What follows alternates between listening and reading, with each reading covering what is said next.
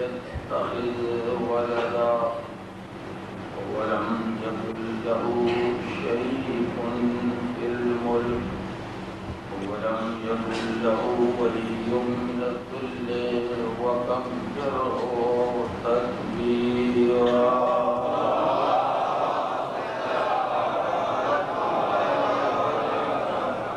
والصلاة والسلام والتحية والإكرام على الرسول النبي الأمي الذي أرسله بالحق بشيرا ونذيرا وداعيا إلى الله بإذنه وسراجا منيرا سيدنا ومولانا أبي القاسم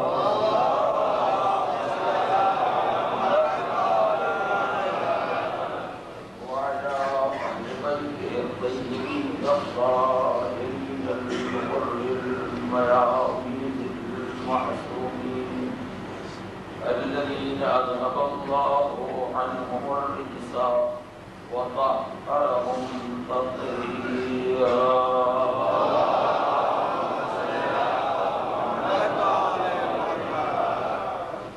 أما بعد فقد قال الله العظيم في كتابه الكريم بسم الله الرحمن الرحيم هل أتى على الإنسان حين من الدهر لم يكن شيئا مذكورا إنا خلقنا الإنسان من نطفة أمشاج نبتليه وجعلناه سميعا بصيرا إنا هديناه السبيل إما شاكرا وإما كفورا.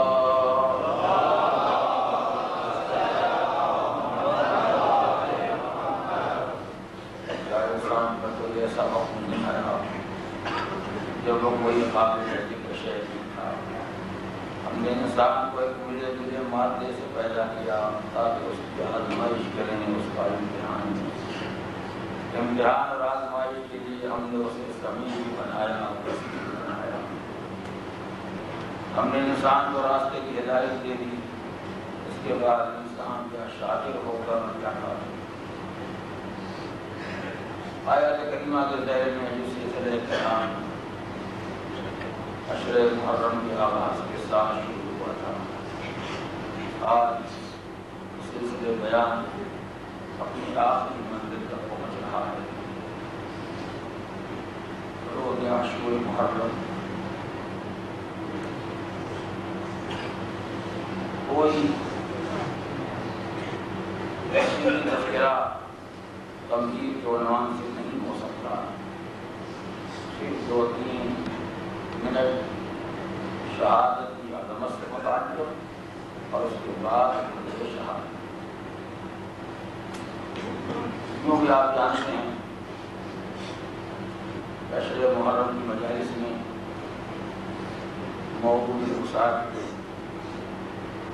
اور مسائل کی وسعت کی بنیاد پر اکثر میں ذکر مسائل نہایت کی اختصاری سے کر سکا.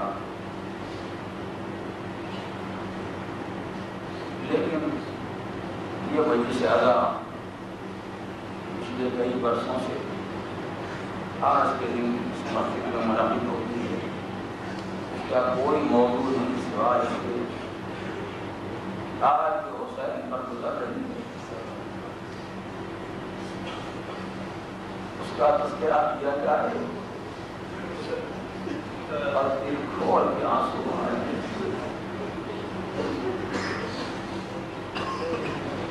مادر حسین کو ان کے نام کا پرسہ دیا جائے. اہل علم حسین کے ساتھ مواسات اور ہمدردی کا امکانی ابتدا کیا جائے. شہادت جو عربی زبان کے اعتبار سے گواہی کے معنی میں استعمال ہوتی ہے اور ہماری زبان میں راہ خدا میں سر کٹانے کو شہادت کہا ہے۔ ان دونوں باتوں کے درمیان ایک بڑا گہرا رابطہ پایا جاتا ہے۔ شہادت اور گواہی کے بنیادی اصولوں میں یہ بات شامل ہے کہ اگر کوئی واقعہ کسی آدمی کو نہیں معلوم ہے تو اسے گواہی دینے کا حق نہیں۔ اگر کسی آدمی نے واقعے کو خود نہیں دیکھا، کوئی آدمی واقعے سے خود براہ راست باخبر نہیں ہے، تو اسے شہادت اور گواہی کی منزل میں آنے کا حق نہیں۔ لیکن مالک کائنات نے اپنی راہ میں قربانی دینے والوں کی نگاہ کو اتنی وسعت دینا ہے کہ وہ رہتے ایک میدان میں ہیں، گلا کٹاتے ایک میدان میں ہیں، قربانی کسی ایک صحرا میں پیش کرتے ہیں، مگر نگاہوں میں اتنی وسعت خدا الہی کر دیتا ہے کہ اولین کے حالات کو دیکھ رہے ہیں، آخرین کے حالات کو دیکھ رہے ہیں، نگاہوں میں اتنی وسعت پیدا ہو جاتی ہے کہ کل کائنات کا نقشہ شہید راہ خدا کی نگاہ کے سامنے ہے۔ وہ ماضی کے حالات کی گواہی بھی دے سکتا ہے، وہ حال کے حالات کی گواہی بھی دے سکتا ہے، وہ آنے والے زمانے کے حالات کی گواہی بھی دے سکتا ہے، اس لیے کہ نگاہ میں جو وسعت اس زندگی نے نہیں پیدا کی ہے، اس زندگی کی قربانی میں پیدا کی ہے۔ جو اپنی زندگی کو بچا لیتے ہیں ان کی صلاحیتیں محدود ہو کے رہ جاتی ہیں، ان کی طاقتیں ایک دن فراغ ہو جاتی ہیں۔ جو اپنی طاقتوں کو مالک کائنات کے حوالے کر دیتے ہیں ان کی طاقتیں فنا ہونے والی نہیں، ان کی زندگی تمام ہونے والی نہیں۔ راہ خدا میں قربانی نہ دینے والے 10 سال جئیں گے، 100 سال جئیں گے، 1000 سال جئیں گے، مگر ایک دن موت بہرحال آنے والی ہے۔ مگر جو اپنی زندگی کو مالک کائنات کے حوالے کر دیتے ہیں، خدا آواز دیتا ہے خبردار میری راہ پہ سر کٹانے والوں کو مردہ نہ کہنا، یہ ہماری بارگاہ میں سنتا ہے۔ دنیا میں زندگی بچانے والے ایک دن رزق استعمال کر کے مر کے چلے جاتے ہیں، روزی کا سلسلہ ختم ہو جاتا ہے، مگر شہید راہ خدا ایک طرف حیات جاودانی، ایک طرف رزق مسلسل عند ربهم یرزقون، خدا کی بارگاہ میں روزی پا رہے ہیں، نہ زندگی ختم ہونے والی، نہ رزق کا سلسلہ منقطع ہونے والا، نہ فضل الہی تمام ہونے والا، نہ نعمتوں کا سلسلہ تمام ہونے والا۔ اس ایک قربانی نے، ایک شہادت نے خدا کی بارگاہ سے کیا کچھ نہیں دلوایا۔ میں نے عرض کیا کہ آج میں تمہیں سے کچھ گزارش نہ کروں گا، فقط شہید راہ خدا کی طاقتیں، اس کی صلاحیتیں، اس کی حیات کی وسعت، اس کی طاقتوں کی وسعت، اس کے بارے میں فقط ایک حدیث مبارک کا حوالہ دے کے اور اپنی بات کو آخری منزل تک لے جانا چاہتا ہوں۔ امام فرماتے ہیں کہ قیامت کا دن آئے گا، مالک کائنات کی بارگاہ میں حساب و کتاب کے لیے تنہا ہم اور آپ پیش نہیں کیے جائیں گے، پروردگار ہر بندے سے حساب لے گا، ہم سے ہمارے اعمال کا حساب، ہم سے پہلے گزر جانے والوں سے ان کے اعمال کا حساب۔ حج یہ ہے کہ انبیاء اور مرسلین کو خدا نے جو ذمہ داری سپرد کی ہے اس کا محاسبہ ان سے ہوگا۔ ہدایت کا کام کیا یا نہیں، دین کی تبلیغ کی یا نہیں، لوگوں کو راستہ بتایا یا نہیں، ہماری راہ میں قربانیاں دی یا نہیں، ہر ایک کو اس کے اعمال کا، اس کی ذمہ داریوں کا حساب دینا ہوگا۔ اور چونکہ روز حساب ایک ایسا دن ہے کہ جہاں بیانات پر فیصلہ نہیں ہوگا، خدا ہر ایک سے اس کے بیان کا جواب طلب کرے گا۔ صادق آل محمد فرماتے ہیں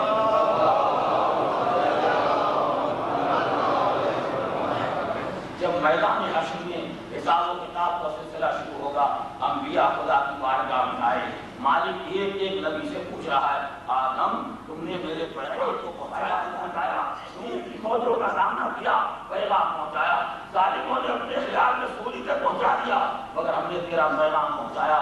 انبیاء اپنے پیغام رسانی کا بیان خدا کی بارگاہ میں پیش کر رہے ہیں، بیانات تمام ہوئے، ادھر سے آواز آئی تمہارے ان سارے بیانات کا گواہ کون ہے، تمہاری اس تبلیغ کا گواہ کون ہے؟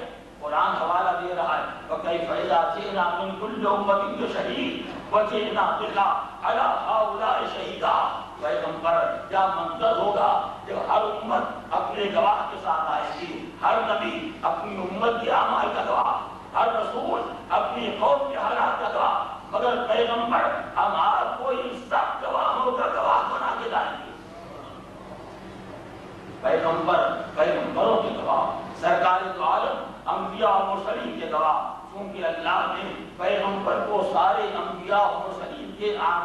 اور ان کی تبلیغات کا گواہ قرار دیا، سارے انبیاء پیغمبر اسلام کی بارگاہ میں آئے گے، آگے گزارش کریں گے حضور آپ کو تو معلوم ہے آپ عالم انوار سے دیکھ کے چلے آ رہے ہیں، ہم نے جو خدمتیں کی ہیں، جو زحمتیں برداشت کی ہیں، جن مصیبتوں کا سامنا کیا ہے، جیسے جیسے پیغام الہی پہنچایا حضور ہمارے مقدمے میں آپ گواہی دیں، آپ کے علاوہ کون ہے جو ہماری تبلیغ کی گواہی دے گا، کون ہے جو ہمارے خدمات کا گواہ بنے گا؟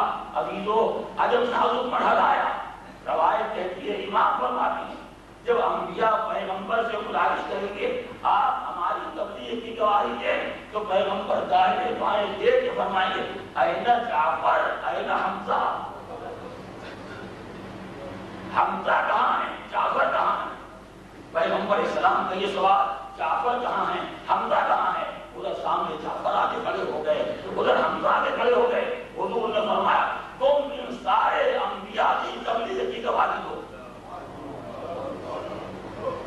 یہ ہے میدان حشر، یہ ہے قیامت کا میدان، کون گواہی دے گا تبلیغ انبیاء کی؟ حمزہ۔ کون گواہی دے گا تبلیغ انبیاء کی؟ جعفر۔ حمزہ کب پیدا ہوئے، جعفر کب پیدا ہوئے، آدم کا دور کہاں، نوح کا زمانہ کہاں؟ اگر عالم انوار والے گواہی دیتے تو ایک بات سمجھ میں آتی ہے، اگر پیغمبر گواہی دیتے تو آدم سے پہلے پیدا ہوئے، نوح کے حالات دیکھے ہیں، ابراہیم کو آگ میں جا کے دیکھا، موسیٰ کو نیل کی موجوں میں دیکھا، عیسیٰ کو مصیبتوں میں دیکھا، پیغمبر گواہی دے تو بات سمجھ میں آتی، مگر کہاں حمزہ، کہاں جعفر، کہاں آدم، کہاں نوح؟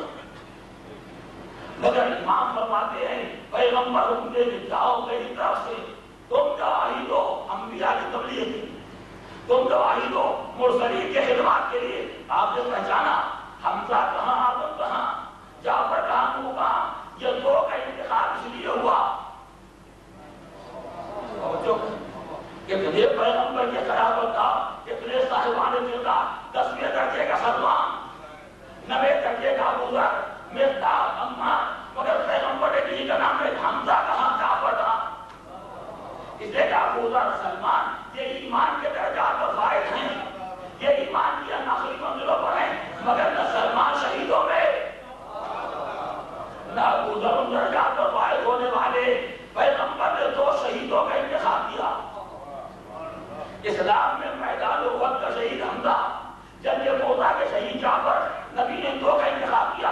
اس انتخاب کے معنی پہچانے، شہادت کے عوض میں خدا نے جعفر و حمزہ کو اتنی وسیع نگاہ عنایت فرمائی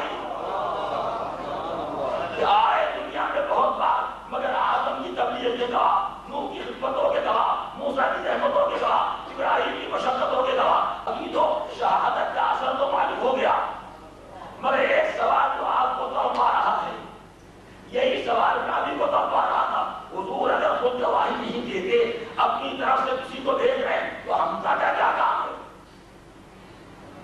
جعفر کا کیا کام ہے؟ امام خاموش ہوئے، سننے والا تڑپ گیا، کہا حضور این حمزہ این جعفر، یہ پیغمبر فرما رہے ہیں، تو این علی، پھر علی کہاں ہوں گے؟ پیغمبر نے علی کو کیوں نہ بھیجا، حمزہ کو کیوں بھیجا، علی کو کیوں نہ بھیجا، جعفر کو کیوں بھیجا؟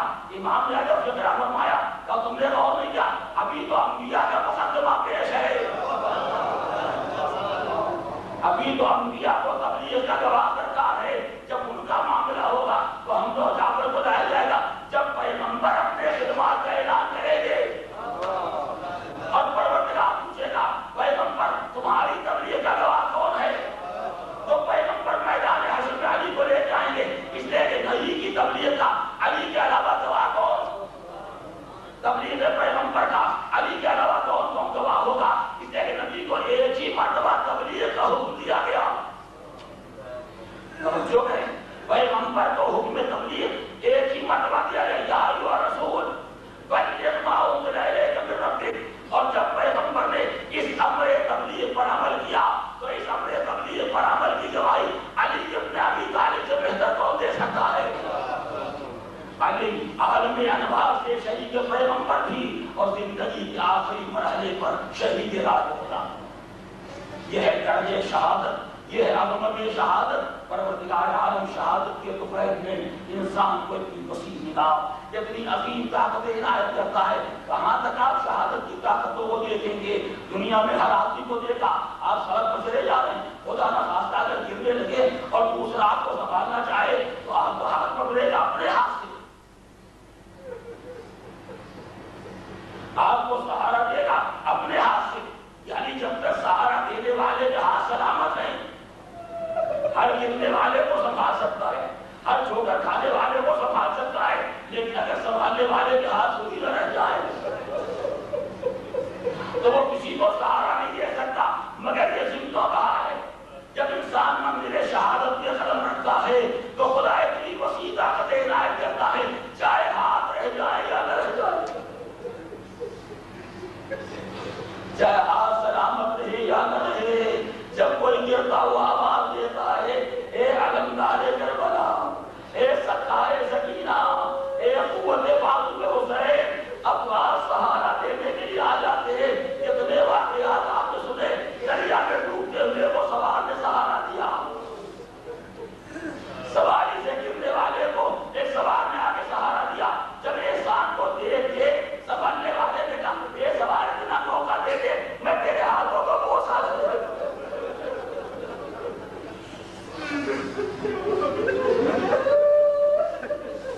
جن ہاتھوں سے تو نے مجھے سہارا دیا, میں ان ہاتھوں کو بوسا تو دے لوں. آنے والے نے کہا, بھائی یار تو نہ کرنا, بھائی ہم سے یہ تقاضا نہ کرنا.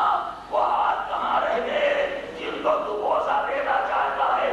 یہ انہی ہاتھوں کی قربانی کا اثر ہے.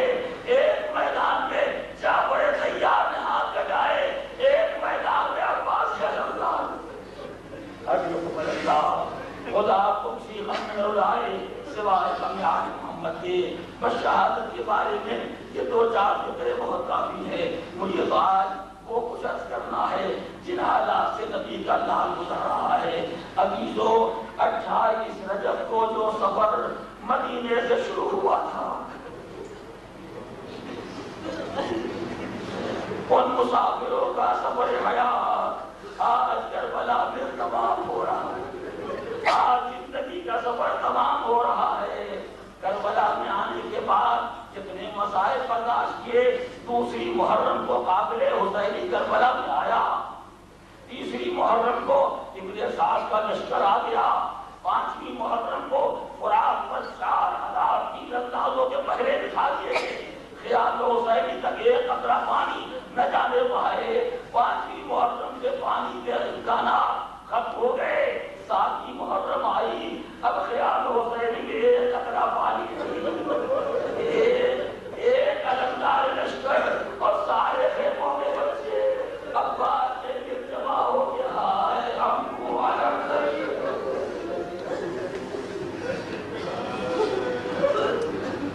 اب بات 7ویں محرم سے بچوں کے لیے پانی کے انتظام کر رہے ہیں. کبھی وہاں بولنا چاہتے ہیں, کبھی کوئی اور یہ کرنا چاہتے ہیں, مگر میرا نکاح ہو سکتا ہے.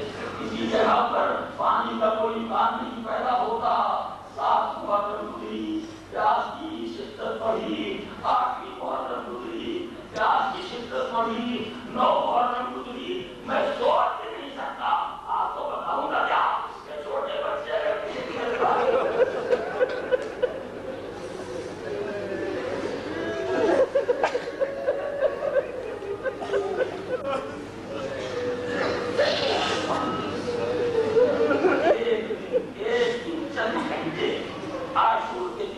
اکثر مومنین واقع کرتے ہیں, اس میں بھی عالم یہ ہوتا ہے یا چاہتے ہیں کہ پانی پی لیں, یا جب پانی نہیں ملتا تو وہ شہباز کام نہیں کرتے, حالت خراب ہو جاتی ہے. 7ویں کا دن گزر گیا, 8ویں کا دن, 9 محرم گزر گئی, پانی کا کوئی قطرہ نہیں. بچے پیاسے, جوان پیاسے, بیویاں پیاسی. میں تو سوچ نہیں سکتا کہ اگر کوئی بچہ ماں سے پانی مانگ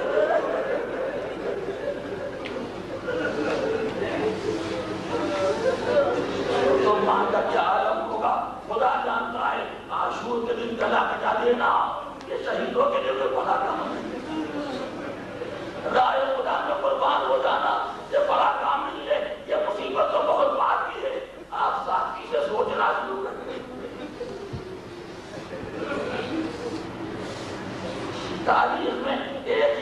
ملتا ہے جو بڑا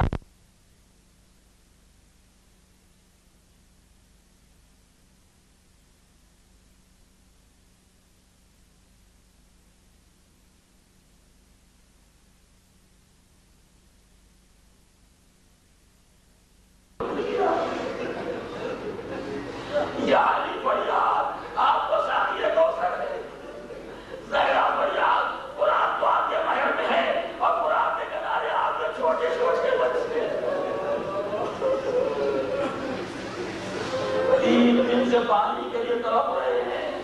9 محرم آئی، حسین اور اصحاب حسین دشمنوں کے درمیان گر گئے. 30,000 کا کم سے کم سپاہیوں کا درخواست، اور اس کے بعد تھوڑے سے حسین کے سپاہی، چند بچے، چند بیویاں. 9 محرم کی شام آئی، ابن سعد نے فوجوں کو حملہ کرنے کا حکم دیا. حسین نے کہا بھیا عباس جا کے حملے کو روکو، ان سے تو ایک رات جن کو ملتوی کرے. ہم زندگی کی آخری رات عبادت الہی میں گزارنا چاہتے ہیں. عباس نے ابن سعد کے ارادے جنگ کو روکا.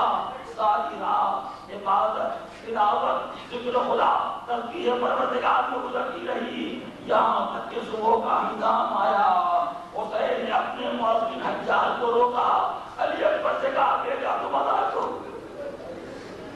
حسین کے بندے جواب نے اذان دی. اصحاب نے نماز کا ارادہ کیا، مگر یہ وہ ارادے نماز ہے جس میں نہ مصلی نہ سجدہ تھا،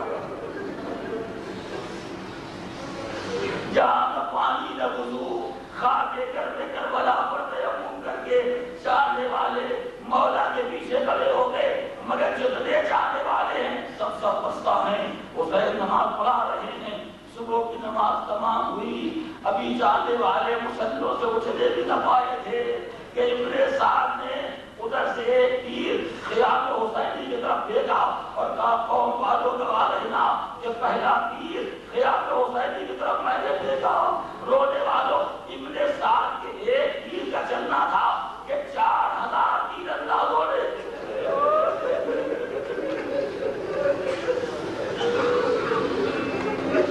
تیروں کی بوچھار کر دی.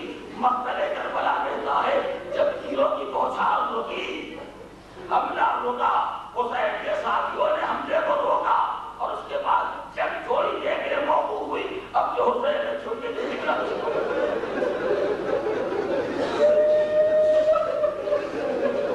بہت روئی گیا، بہت روئی گیا.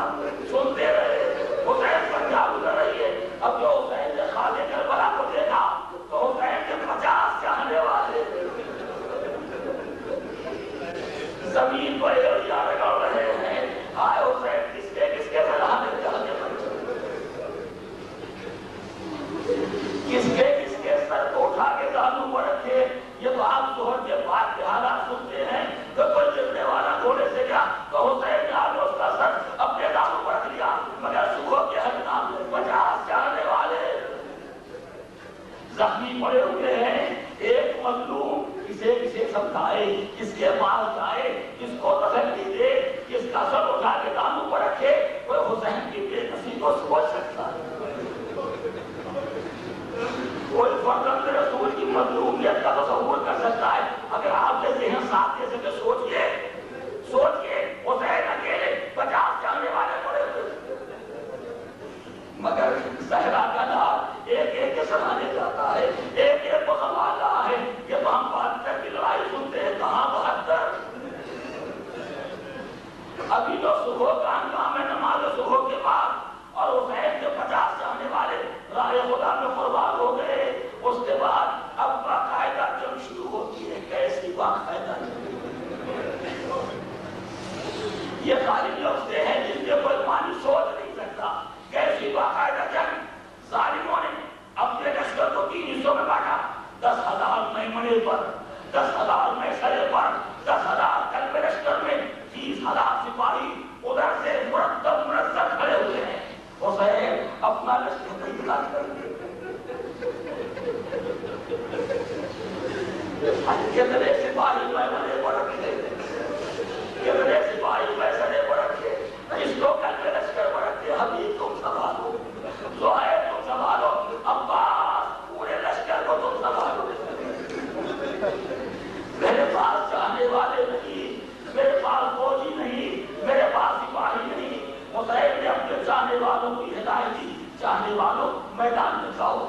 ایک لڑتا رہے تو دوسرا سہارا دیتا رہے.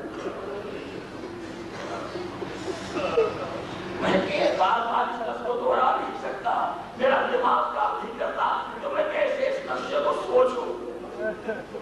20,000 آدمی اگر کسی ایک کو حملہ کرتے تو ایک سہارا دینے والا اگر مل بھی جائے تو کیا کرے گا؟ سب سے پہلے حسین کے 2 جانے والے میدان میں آئے جن کو جابریان کہا جاتا. یہ بھی قبیلے جابر کے, وہ بھی قبیلے جابر کے. ایک لڑ رہا ہے, ایک سہارا دے رہا, وہ میمنے سے پڑھا, یہ میسرے سے پڑھا, مگر کتنی دیر 20,000 کے درمیان رہتے, گھوڑے سے گرنے لگے, آواز ہی مولا. اب یہ حسین کا عاشور کے دن ایک مستقل یہاں شروع ہو گیا. سرانے آئے, ابھی پڑھنے جانے نہیں پائے تھے, غفاری آنا سے کھڑے ہو گئے. مولا کو تو کام آ گئے, ہم کو جانے دیے. حسین نے کہا چل جاؤ, تم جاؤ. وہ 2 میدان میں لڑے, جب وہ کام آ گئے تو 4 آگے بڑھے. مولا اب ہمیں جانے دیے, 4 کو بھیجا, وہ 4 میدان میں کام آ گئے. کتنے بچے ہیں؟ 50 کے بعد. کتنے رہ گئے ہیں 50 کے بعد؟ اب یہ 1-1, 2-2 کر کے 4-4 کام آتے جا رہے. آخری شہید مسلم ابن اوسجا, آخری شہید مسلم ابن اوسجا جو حسین سے رخصت ہو کے میدان میں آئے. جب گھوڑے سے گرنے لگے, مولا کو پکارا. اب جو مولا چلے تو حبیب کو ساتھ لے کے چلے, حبیب کو ساتھ لے کے چلے. سرانے آ کے بیٹھے, جانے والے کا سر اٹھا کے دانوں پر کا. ابھی آقا اور غلام میں بات ہو رہی تھی. ایک بتا حبیب نے کہا مسلم دنیا سے جا رہے ہو, کوئی وصیت تو نہیں کرو.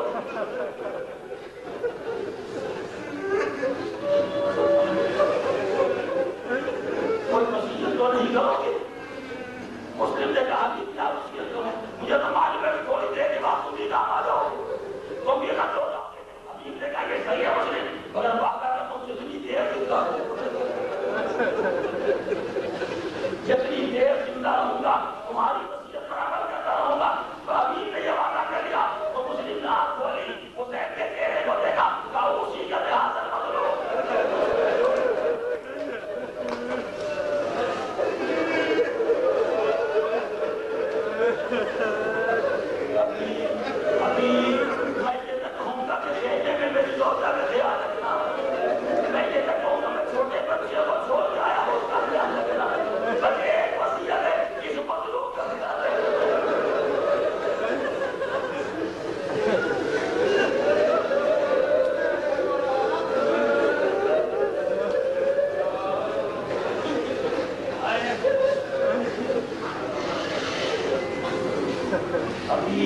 بس ایک وصیت, اس مظلوم کا خیال رکھنا. یہ دوسرے مرحلے کا آخری شہید. پہلے مرحلے میں, پہلے حملے میں 50 کام آ گئے. اس کے بعد جو قربانیاں شروع ہوئی, دوسرا مرحلہ شہادت کرتے ہوا. اس کے آخری شہید ہے مسلم ابن اوسجا. اس کے بعد تو ان کا وقت. شاید میرے بہت سے سننے والے, بہت سے جوان, بہت سے بچے سوچتے ہوں گے کہ کربلا کا سارا مارے کا ظہر کے بعد پیش آیا. لیکن عزیزو, یہ قبل الوقت ماتم نہیں ہو رہا. یہ مجلس, یہ ذکر شہادت, یہ قبل الوقت نہیں ہے. اب تک تو حسین 50 کو روز, اب تک تو حسین مسلم کے سرانے جا چکے. اب ظہر کا ہنگام آیا. ابو سمامہ سامنے آئے. مولا وقت نماز آ گیا ہے, جی چاہتا ہے آخری نماز آپ کے ساتھ ادا ہو جائے. فرمایا ابو سمامہ ذکرت الصلاۃ, تم نے نماز کو یاد کیا. جعلک اللہ من المصلین, اللہ تم کو نماز مطابق میں قرار دے. اچھا نماز کا وقت آیا, تم نماز پڑھنا چاہتے ہو. حبیب جا کے فوج دشمن سے کہو وقت نماز آ گیا ہے, نبی کا نماز ادا کرنا چاہتا ہے. اتنی دیر ہم نے روک, اتنی دیر جن کو موقوف کر دو کہ زہرا کا لال نماز پڑھ لے. ابن نمیر مجنون نے کہا چاہو حسین سے کہو پڑھتے ہیں تو پڑھ لیں, مگر یزید کی بیعت سے نکال کے بعد نماز کا کوئی فائدہ نہیں.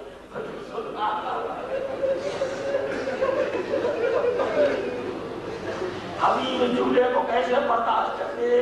ایک بٹوا ظالم پر حملہ کیا, اور سنے ثانیہ کے بچے میرے مولا کی شان میں یہ گڑتا. میرے مولا کے بعد کربلا کی نماز قبول نہ ہوگی تو کس کی نماز قبول ہوگی؟ پکارنے کا آقا ہمیں اجازت دے دیجیے تاکہ میں اسرائیل کو اس کی گستاخی کا پتہ چلاؤں. کہا بھی چلو نماز تو پڑھتے نماز ادا ہو جائے. حسین نے نماز کا اہتمام کیا. چاہنے والے تیمم کرنے کھڑے ہو گئے مگر آج نماز کا نیا انتظام ہے. آؤ چاہنے والوں پیچھے کھڑے ہو جاؤ. آؤ چاہنے والوں سب پار کے کھڑے ہو جاؤ. میں پھر یاد دلاؤں کتنے یہ بات ہے کہ ہماری جماعت ہے. جتنے باقی رہ جاؤ پیچھے کھڑے ہو جاؤ مگر صحیح تم آگے کھڑے ہو جاؤ. زہیر تم آگے کھڑے ہو جاؤ. اس لیے کہ میں جانتا ہوں یہ ظالم ہم نے روکے گی نہیں. یہ جنگ خوب نہ کریں گے. تمہیں اتنی دیر مجھے سہارا دے دو کہ میں نماز پڑھوں. میری نماز تمام ہو جائے. شاہی تو زہیر سامنے کھڑے ہو گئے. اس طرح سے باقی اصحاب پیچھے کھڑے ہو گئے. مولا نے نماز شروع کی. نماز شروع ہو گئی. حملے شروع ہو گئے. ادھر سے تیر آیا. سعید نے پڑھ کے سیدھے پڑھو. ادھر سے تیر آیا. زہیر نے پڑھ کے سیدھے پڑھو تھا. کتنے تیر لگے کتنے زخم کھائے یہ تو مجھے نہیں معلوم ہے. وقت میں فقط اتنا ملتا ہے. حسین نے نماز تمام کی. السلام علیکم ورحمۃ اللہ وبرکاتہ. اور چاہنے والے نے خاص بکے کی آواز زہرا کے لال میرا بھی آخری صدقہ.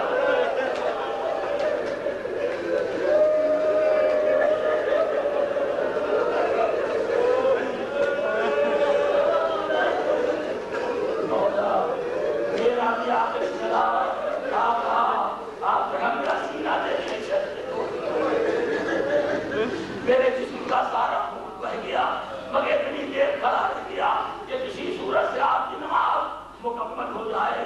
جو عزیزوں یہ نماز تمام ہو گئی. اب اس کے بعد جنگ کا تیسرا مرحلہ شروع ہوا. جنگ کا تیسرا مرحلہ شروع ہوا. اب اس تیسرے مرحلے میں میدان میں جانے والے ادھر حبیب ادھر ہوئے. کیا توازن ہے حسین کے انتظام جہاد. کیا اہتمام ہے جہاد حسین کی ناری کا ہے. اب تو تیسرے مرحلے میں ظہر کے بعد جہاد شروع ہوا. ایک طرف حبیب چلے ایک طرف ہو چلے. میں نے ان دونوں کو کون یاد کیا پہچانا. حسین کی بارگاہ میں جانے والوں کی کیسی سب سے پرانا ساتھی کو سب سے نیا جانے والے وہ بچپنے سے حسین کی خطوں کی خواب اٹھا کے آنکھ سے لگانے والا. یہ ابھی صبح عاشور حسین کے پاس آنے والا. تو حسین نے کہا جاؤ دونوں برابر سے جہاد. حبیب ادھر لڑ رہے ہیں اور ادھر جہاد کر رہے ہیں. جب یہ دونوں کام آ گئے اب اس کے بعد باقی منڈا صاحب ایک ایک کر کے حسین بھیجتے رہے. آخری مرحلے پر آپ اس ابن شبیب شاکری شوذب غلام عابد یہ دو چاہنے والے کام آئے. درمیان میں غلام جو قربان ہوتے رہے. جون جو قربان ہو گیا. اسلم جو قربان ہو گیا. واضح جو قربان ہو گیا. یہ سب کام آ گئے. جہاد کا تیسرا مرحلہ تمام ہوا. اس تیسرے مرحلے پر حسین کے سارے اصحاب وقت ختم ہو. کچھ صبح کے وقت حملے اول میں کام آئے. کچھ ظہر سے پہلے کے جہاد میں کام آئے. کچھ ظہر کے بعد کے جہاد میں کام آئے. اب حسین کے پاس ساتھیوں میں کوئی نہیں رہ گیا. اصحاب میں کوئی نہیں. انصار میں کوئی نہیں. اب بنی ہاشم کی قربانی کا وقت آیا. اب گھر والوں کی قربانی کا وقت آیا. بعض مقاصد کی بنیاد پر جب بنی ہاشم کی قربانی کا وقت آیا تو حسین نے سب سے پہلے اپنے کلیہ جوان کو پکارا. تقدم ولدی بیٹا علی اکبر تم جاؤ.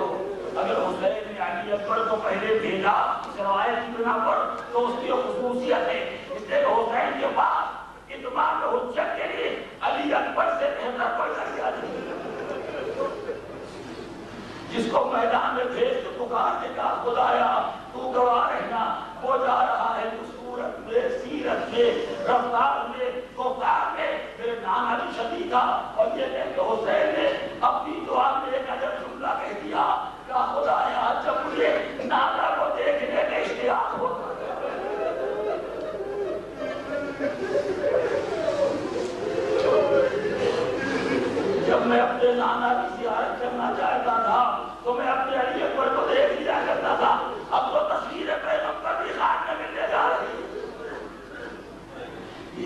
عقائد کی بنیاد پر اور دوسری روایات کی بنیاد پر قربانی کی ترتیب اس کے بعد ایک مخصوص نظام کے تحت عمل میں آئی. میں نے سال گزشتہ بھی اشارہ کیا تھا مگر شاید بہت سے سننے والے موجود نہیں تھے، اس لیے جملے کو پھر دہرانا چاہتا ہوں. کربلا میں جو بنی ہاشم کی قربانی کہی جاتی ہے، بنی ہاشم کربلا میں کہا. کربلا میں قربان ہونے والوں میں بنی ہاشم کہاں ہیں؟ ہاشم کی تو بہت سی اولاد ہے. ہاشم کے گھرانے کا سلسلہ بہت دور تک پھیلا ہوا ہے. کربلا کے سارے شہیدوں کا حساب لگائیں سوائے اولاد ابو طالب کے کوئی نہیں. نہ کوئی عباس کے گھرانے کا ہے، نہ کوئی کسی اور گھرانے کا ہے. جتنے قربان ہوئے سب اولاد ابو طالب. انہیں کو بنی ہاشم کہا جاتا ہے. یہی بنی ہاشم ہے. ان کے علاوہ اور بنی ہاشم میں کربلا میں کوئی کام نہیں رہا. سب اولاد ابو طالب. اور اولاد ابو طالب جو قربان ہونے لگی تو اسی ترتیب کے ساتھ جیسے دنیا میں آئے ویسے ہی. میں زیادہ تفصیل نہیں گزارش کروں تو میں چاہتا ہوں پورا نقشہ کربلا کا آپ کے سامنے رہے. اللہ نے ابو طالب کو 4 بیٹے دیے. سب سے بڑے بیٹے کا نام طالب، طالب کے بعد عقیل، عقیل کے بعد جعفر، جعفر کے بعد علی. طالب کی اولاد کو کوئی ذکر تاریخ میں نہیں ملتا ہے مگر اولاد عقیل کا ذکر ہے ابن مسلم ہی موجود. اولاد جعفر طیار کا ذکر ہے عبداللہ ابن جعفر. اولاد علی کا ذکر ہے. اب جو بنی ہاشم میں اولاد ابو طالب کی قربانی کے وقت آیا تو حسین نے نجد انتظام کیا. سب سے بڑا بیٹا ابو طالب کا قول عقیل. تو سب سے پہلے حسین نے میدان میں اولاد عقیل کو بھیجا. 7 اولاد عقیل میں براہ راست 2 مسلم کے بچے ہوئے فرزند.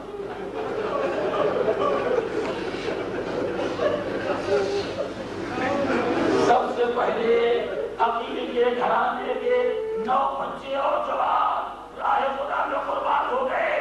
جب اولاد عقیل قربان ہو گئی تو عقیل کے بعد عقیل سے چھوٹے جعفر طیار. اب اولاد جعفر طیار کی باری آئی اور تم چلو محمد تم جاؤ. اس نے اولاد جعفر طیار کی یہی نشانیاں جعفر طیار کی یہی یادگار ہے. اور محمد دونوں کو میدان میں بھیجا. بچے جہاد کرتے رہے. عباس کے سکھائے عباس کے فنون حرب بتائے ہوئے اور محمد میدان میں جنگ کر رہے ہیں. عباس میرے خیمہ پر کھڑے ہوئے بچوں کا جہاد دے گئے. شاباش شاباش میرے شیرو، شاباش میرے بیٹو. عاشق کی جوانی وہی لڑا کرتے ہیں. اس شان سے شہزادوں نے جہاد کیا جیسے ماں نے سمجھایا تھا. بیٹا جب میدان میں آ جانا تو یوں جنگ کرنا. تم کیوں کہو کہ لاکھ خدا کے ولی کے ہیں، پہنچے پکارو سے کہ نوازے علی کے.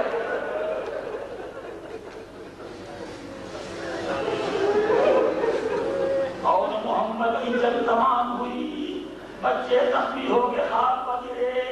حسین عباس کو لے کے میدان میں آئے. ایک لاشا حسین نے اٹھایا، ایک لاشا عباس نے اٹھایا. خیمے میں لا کے رکھا. جیسے ماں نے یہ منظر دیکھا سر سکے میں رکھ دیا. خدایا میرے بچے میرے بھیا کے کام آ گئے.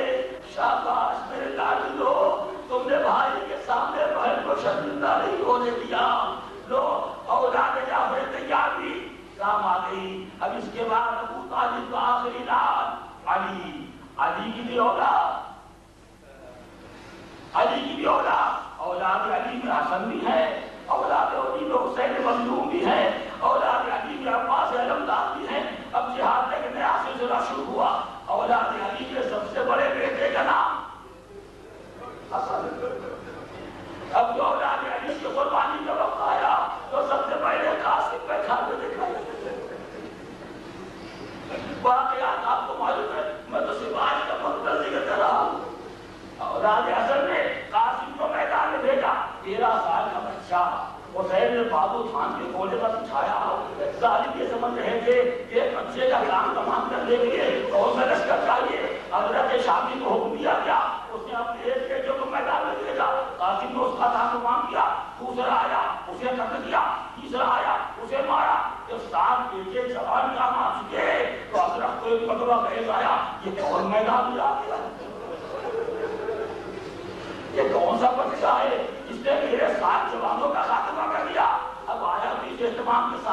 سر پر دوہرے خوف رکھے ہوئے، جس پر دوہری اضطراب کرے ہوئے، قاسم کے مقابلے میں اتنا بڑا دیو پیدا انسان ایک 13 سال کے بچے کے مقابلے میں مگر قربان چاہیے ہاشمی اندازے جہاں کے ظالم سے تبغالوں کا تبادلہ ہونے لگا۔ ایک مرتبہ قاسم نے کہا پہلے اپنے تصویر کو تو ٹھیک کر لے، مجھ سے کیا مقابلہ کرے گا؟ جیسے حضرت نے سب لگایا قاسم کی تلوار چلے، ظالم کا خاتمہ ہوا۔ ادھر سے عباس دادے شکاتے رہے شاباش، مگر ظالموں میں اظہار کا علم پیدا ہوا کہ چاروں طرف سے حسن کے یتیم کو گھیر لیا گیا۔ قاسم خاک پر گرے، مولا کو آواز دی، حسین تیز رفتاری سے چلے، قریب پہنچے، دیکھا قاتل سرانے بیٹھا ہے، سر خرم کرنا چاہتا، آواز دی بیٹا گھبرانا نہیں، میں آ گیا، میں آ گیا۔ ادھر سے حسین پڑے، ادھر سے بوتیں پڑی، درمیان سے قاسم کا لاشا۔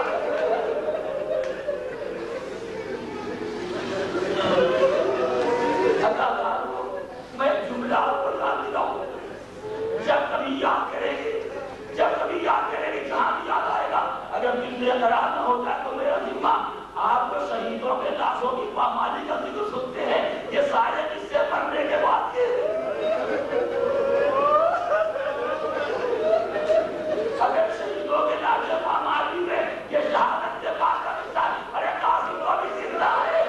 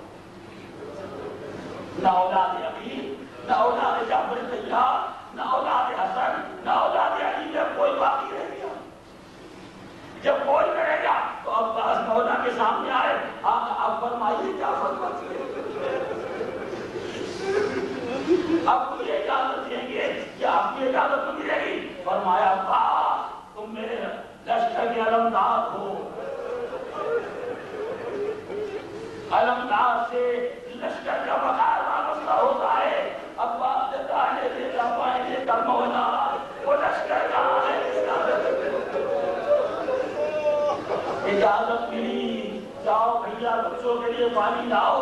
عباس چلے، 7,000 کے پہرے کو ہٹایا، خوراک تک پہنچے، تھوڑا خوراک میں ڈال دیا، سکینہ کے مشکلے کو بھرا، لے کے چلے، دائنا شانہ قدم ہوا، کوئی پرواہ نہیں، بایاں ہاتھ کر دیا، کوئی پرواہ نہیں، مگر جب تیرے ستم مشکے سکینہ ہو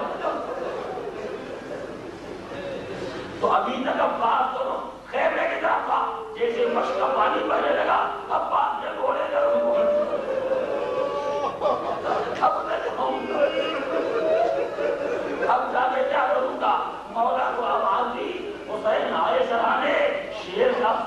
کے دانوں پر رکھا.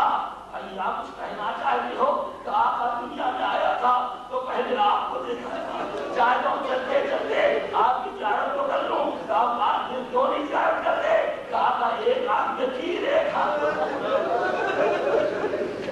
حسین نے قبا کے دامن سے ہاتھوں کے خون کو صاف کیا.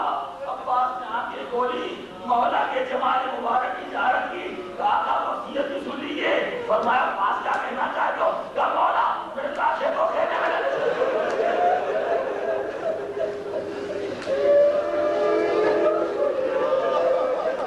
حسین نے شیر کو ترائی میں چھوڑا. خیمہ جان تک پلٹ کے آئے. بھتیجی چچا کا انتظار کر رہی ہے. حسین نے خبر سنائی سکینہ اب چچا کا انتظار نہ کرنا, تیرا چچا مراد کے کنارے سو گیا. تیرا چچا پلٹ کے آئے گا بلکہ طرف سے چچا اگر یہ معلوم ہوتا یہ پانی کے انتظام میں آپ پلٹ کے آئے گے. سکینہ پیاسی رہتی پانی کا نام لگے. حسین کا شیر لشکر کا علمدار عباس بھی کام آ گیا. اب تو کوئی میدان میں جانے والا نہیں. اصحاب کام آ گئے, انصار کام آ گئے, چاہنے والے کام آ گئے. اولاد عقیل قربان ہوئی, اولاد جعفر قربان ہوئی, اولاد علی قربان ہوئی, اولاد حسن مشتبہ قربان ہوئی. اب کوئی نہ رہ گیا جو میدان میں جائے. سن رہے ہو اولاد والوں میں نے کیا کہا؟ اب کوئی نہ رہ گیا جو میدان میں جائے. اب جانے والا کوئی نہیں, اگر ہے تو کوئی ایسا جس کو لے جانا ہے. اب میدان میں جانے والا کوئی نہیں مگر حسین امام حجت الکراواتی علم ناصر ینصرنا. ہے کوئی جو میری مدد کے لیے آئے. خیمے میں بحران, حسین میرے خیمہ پر آئے. بہن بحران میں تھا کہ بھیا آپ کی آواز سن کے علی اصغر نے اپنے کو ڈھونڈے. حسین قریب آئے, بچے کو اشارہ کیا. بچہ عمر کے بال کی گودی میں آیا, لے کے مقتل میں آئے. حجت تمام کی اور منارے تیر چلایا. علی اصغر کے گلے پر تیر لگا. بچہ باپ کے ہاتھوں پر منقلب ہو گیا. حسین لے کے آئے, رباط کو آخری دیدار کرایا. اس کے خیمہ پر ذوالفقار سے ننھی سی قبر کھودی. سامنے رباط کو سپرد خاک کیا. ننھی سی قبر کھود کے اصغر کو گاڑ کے شفیع اٹھ کھڑے دیکھا.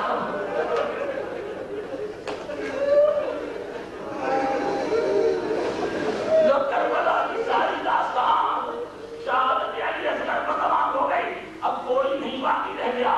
سب رائے خدا میں کام آ گئے. اب دیکھے حسین کیا کرتے ہیں. سیدانیہ اقتدار میں اب مولا پلٹ جائے تو معلوم ہو کہ اب کیا ہونے والا ہے. ایک مزہ کرے خیمہ سے آواز زینب میرا آخری خیمہ.